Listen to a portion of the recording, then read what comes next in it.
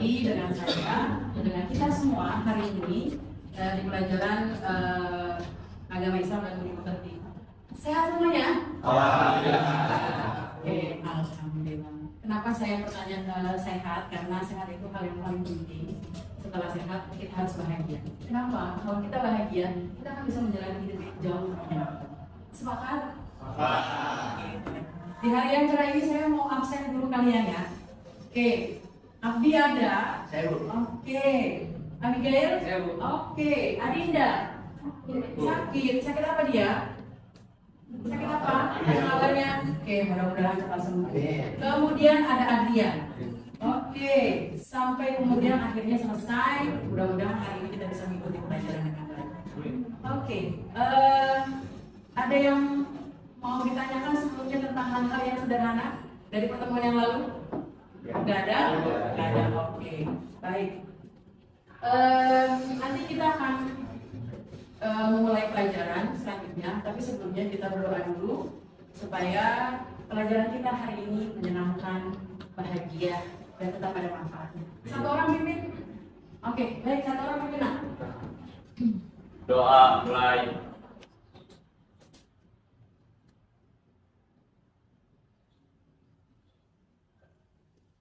Doa selesai.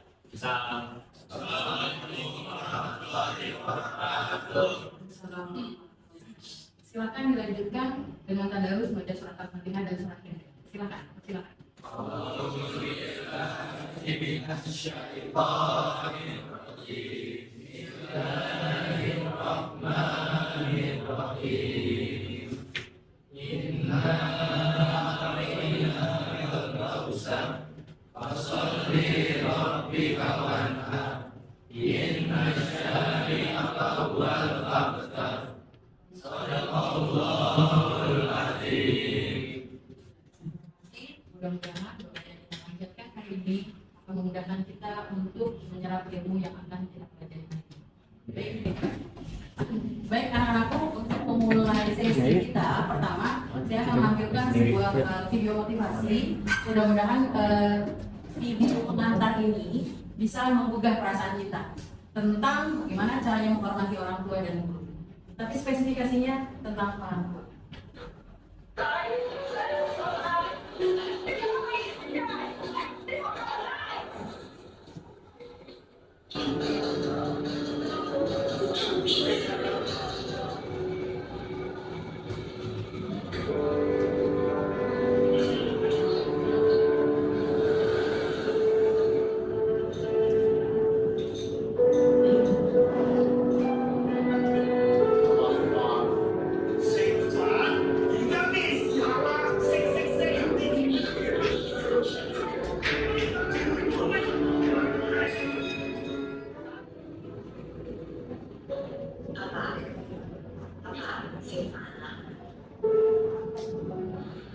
Oke, saya mau dengar dong jawaban kalian tentang apa sih pesan moral kita dari surat Al-Isra surat ke-17 ayat 23. Oke, monggo, tadi siapa? Oke, silakan perkenalkan dulu nak, namanya dan dari kelompok berapa?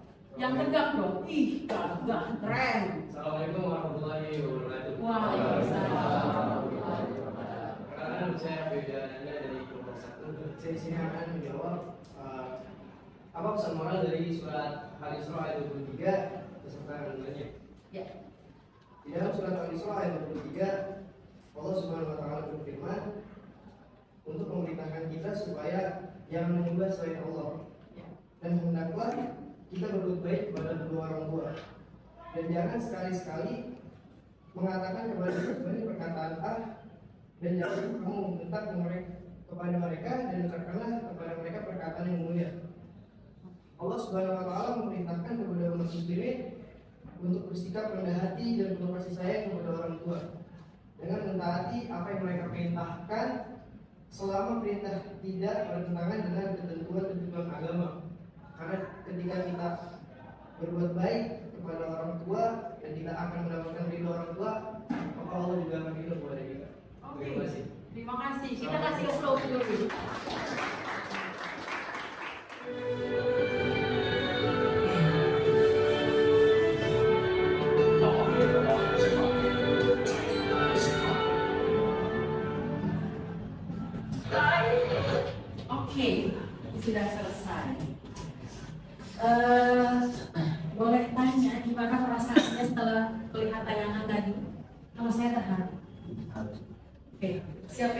merasakan bahwa jadi seolah-olah mengingat masa kecil? Ada yang seolah-olah mengingat tentang bagaimana ternyata kasih sayang orang tua itu sangat luar biasa. Siapa yang bisa merasakan itu? Ada yang mau merefleksikan? Oke, saya mau dengar pendapat kamu bervideo tentang tayangan tadi. Oke, namanya siapa kalau boleh tahu? Fikra. Oke, Fikra. Oke, Fikra. Belajar gitu kayak orang tua sama anak tuh kasihnya nggak kasih anak orang tua kan itu kayak lebih besar daripada yang anak pikir kan. Oke, Jadi kayak mungkin anak kayak nggak sampai kepikiran berapa besar ini sebenarnya orang tuanya itu sayang sama anaknya, tapi anaknya nggak ngerti jadi kayak dianggap lebih ngekang gitu. Fikra. Oke, Fikra mereview sedikit bahwa ternyata katanya cinta kasih orang tua itu sesuatu hal yang tidak akan pernah menurun. Adakah yang merasakan seperti itu di sini? Sama atau bahkan mungkin sebaliknya? Sama? Oke. Konon katanya rumah adalah tempat pertama kali kita merasakan cinta. Karena orang-orang di rumah, penghuninya, kita nggak perlu pakai syarat. Kalau kita suka sama orang di luaran, rata-rata kan kita pasti pakai syarat ya, harus cantik, harus keren, harus bla bla bla bla. Tapi di rumah adalah tempat pertama kali kita merasakan bahwa dicintai tanpa syarat. Kita pengen dilihat, diterima, bagaimana kita apa adanya. Ya yang beginilah yang unik. Kenapa? Kalau di rumah saja kita tidak merasa dicintai, bagaimana di luar? Karena yang membuat kita kuat adalah ketika kita berada di rumah, kita diterima, kita dicintai, kita kuat. Dan ketika kita mencintai, kita berani. Artinya apa? Ada orang-orang yang kita harus jaga. Orang-orang yang kita cintai itu harus merasa nyaman dengan kita. Makanya, jangan pernah coba-coba mencintai orang lain kalau kita sendiri belum bisa mencintai diri kita dan orang-orang terdekat kita. Kita semangat nih sayang ya?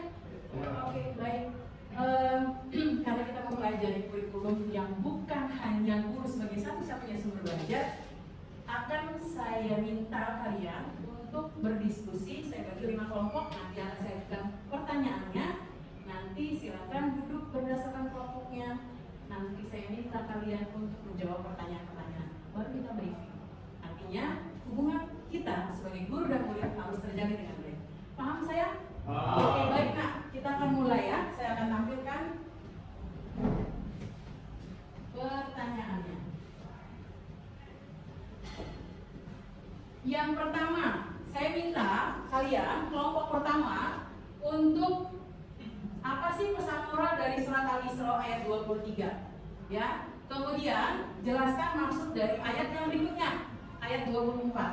Nah, kemudian pengertian menghormati orang tua dan guru itu seperti apa ya? Apakah harus hormat gerak seperti layaknya dengan bendera? Nah, kemudian apa sih perbedaan antara menghormati orang tua dan guru? Perbedaannya apa? Kalau orang tua, jelas orang tua kandung kita. Kalau guru kita nggak punya ikatan darah, tidak punya ikatan nasab kalau dalam bahasa agama. Kemudian sebutkan manfaat dari menghormati orang tua dan guru.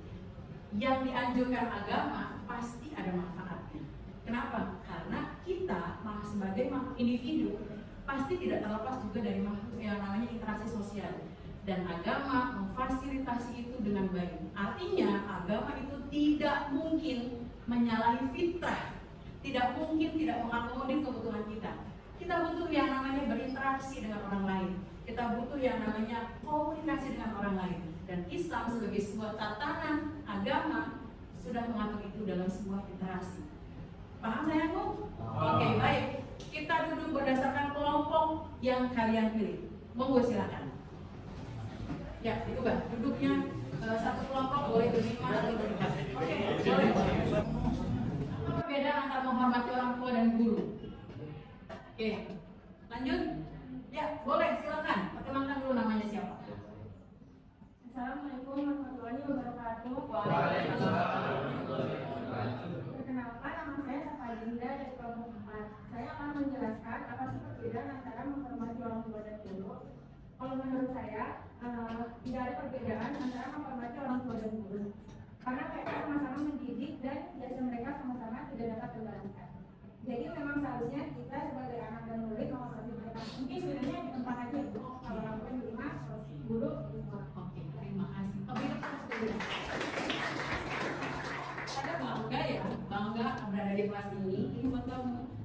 bangga karena saya menemukan bahwa ternyata anak-anak murid saya selain keren-keren dan cerdas-cerdas ini, mereka punya kemampuan untuk bisa menalar, kemudian jujur. Kenapa? Artinya, ya, jujur itu sesuatu hal yang melegakan. Berapa banyak kita memendam hal-hal yang tidak nyaman itu sendirian. Dan menyesalkan sekali kalau kita tidak bisa bicara jujur. Mulai sekarang, cari orang-orang, cari sahabat yang bisa kamu bercerita dan menjadi dirimu apa saja. Ya, kamu tidak takut dinilai, kamu tidak takut untuk dijudge. Kenapa? Karena selain keluarga, kita butuh orang-orang yang menyayangi kita dan menerima kita apa adanya. Hidup ini sudah terlalu rumit, hidup ini sudah terlalu lelah. Kalau kata anak sekarang, overthinking kita. Ya, cari orang-orang yang bisa membuat kamu dan bisa menerima apa adanya. Artinya, selain keluarga, kamu harus punya sahabat terdekat. Kalau kamu bisa mendapatkan kenyamanan dan buat orang lain juga merasa nyaman, artinya Islam menyuruh kita menjadi sebuah pribadi yang tumbuh. Tumbuh itu apa sih? Kalau diibaratkan dalam satu ayat, kita harus seperti pohon, akarnya kuat, menghujam ke tanah. Fondasi kita kuat. Artinya sebagai pribadi, sebagai individu, kita harus jadi orang yang tangguh. Kita punya prinsip hidup yang kokoh. Kita nggak akan bisa dikembangkan oleh orang lain.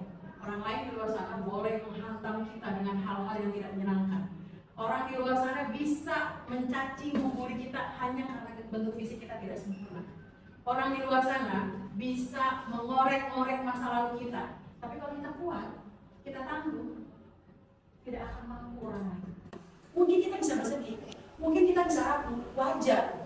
Tapi yang paling penting dalam hidup adalah bukan jatuhnya, tapi bagaimana kita memilih untuk bangkit dan melanjutkan perjalanan hidup. Sepakat ya? Sepakat ya bahwa kita harus jadi pribadi yang kuat ya? Sepakat ya bahwa masa depan adalah yang menentukan adalah kita dan Tuhan ya? Buat orang lain tidak boleh menghancurkan kita, karena kita harus jadi pribadi yang tangguh. Karena kalau pohon akarnya kuat, batangnya tangguh, kemudian dia menghasilkan buah yang baik, kita akan jadi manusia yang bermanfaat. Dan hal-hal yang bermanfaat itu kembali lagi berbalik kebaikan kepada kita. Makanya kita disuruh mengucapkan yang baik-baik. Dalam bahasa sekarang namanya adalah love of attraction, afirmasi. Makanya kita harus mendoakan orang yang baik-baik supaya kebaikan itu berdampak lagi kepada kita. Ya, kalaulah orang tua mungkin ada yang tidak sepakat dengan kalian. Biasanya konon anak laki-laki itu tidak dekat dengan ayahnya. Karena biasanya ayahnya itu selalu pikir, dulu saat ayah seusia kalian, ayah itu sudah bisa begini, dan begini. Kok kamu main HP terus ya? Dalam hati, resek nih, nggak asik nih bokap gue. Ya kan? Wajar nah. Hidup kalau sesuatu yang mudah kita lalui, nanti dampaknya tidak lagi mengejutkan. Kadang-kadang, ya, apa yang kalian ingat? Kita memang harus merasakan kebutuhan. Kita harus merasakan perih. Kita harus merasa ditolak dulu, biar kita tahu bagaimana rasanya diterima dengan lapang dada. Kita akan tahu bagaimana rasanya tidak dihargai, dicemooh, dihina, supaya kita tahu bahwa ternyata Tuhan menginginkan kita bangkit, tumbuh dan berkembang. Yang namanya kita mau mencapai sebuah perbaikan, eskalasi. Namanya, kalau nggak ngerti eskalasi, pernah ke mall, ada eskalator, naik ya. Manusia ketika ingin dibuat baik sama Tuhan, dihantam dulu, ada yang menghina, ada yang mencaci, susah, sulit. Dengan sendiri kita akan belajar. Jangan pernah mengharapkan hasil, karena Tuhan memberi kita untuk terus berproses. Gak usah khawatir nanti hasilnya gimana. Yang penting proses aja dulu. Yang penting berdamai aja dulu bahwa ternyata hidup ini memang seperti ini kan. Ya sudah, nggak apa-apa dari takdir mungkin kulit kita hitam, tapi kita bisa jadi orang yang menyenangkan. Nggak apa-apa orang tua kita miskin, tapi kita bisa jadi orang yang menyenangkan juga untuk orang-orang lain. Karena kualitas kedirian tidak ditentukan dari siapa latar belakang kita. Kesuksesan tidak selalu datang dari orang-orang sukses. Kita yang memilih, kita mau jadi apa. Jangan pernah bunuh mimpi-mimpi kita, jangan pernah menyia-nyiakan kesempatan, dan jangan pernah menganggap diri kita tidak berharga. Kita hebat, kita keren, kita bisa mencapai mimpi-mimpi kita. Oke, sepakat ya? Sepakat ya? Sepakat untuk terus bersemangat ya? Sepakat untuk bahwa kita bisa jauh lebih baik daripada hari ini ya? Oke, 5 pertanyaan. pertanyaan sudah dijawab oleh kalian anak-anakku yang hebat dan membanggakan. Saya bermimpi nanti suatu saat ketika kalian lulus, saya menemukan kalian jadi orang-orang yang sangat-sangat luar biasa, jadi orang-orang yang sangat bisa menginspirasi orang lain. Kenapa? Karena kita berharga, karena kita hebat dan kita bisa membangun mimpi-mimpi kita dengan baik. Sepakat ya? Oke, baik.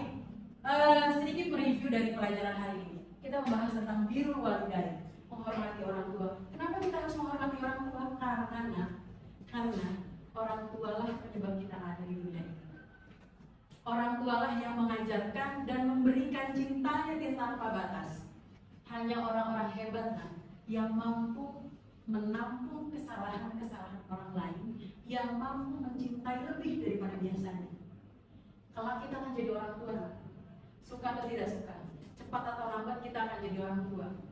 Nanti pada saat ketika kita dalam posisi mereka, kita akan menyadari, oh ternyata memahami anak yang satu ini berbeda ya, antara si Agus yang ekspresif dengan si Santi yang anaknya pendiam. Itu butuh tenaga.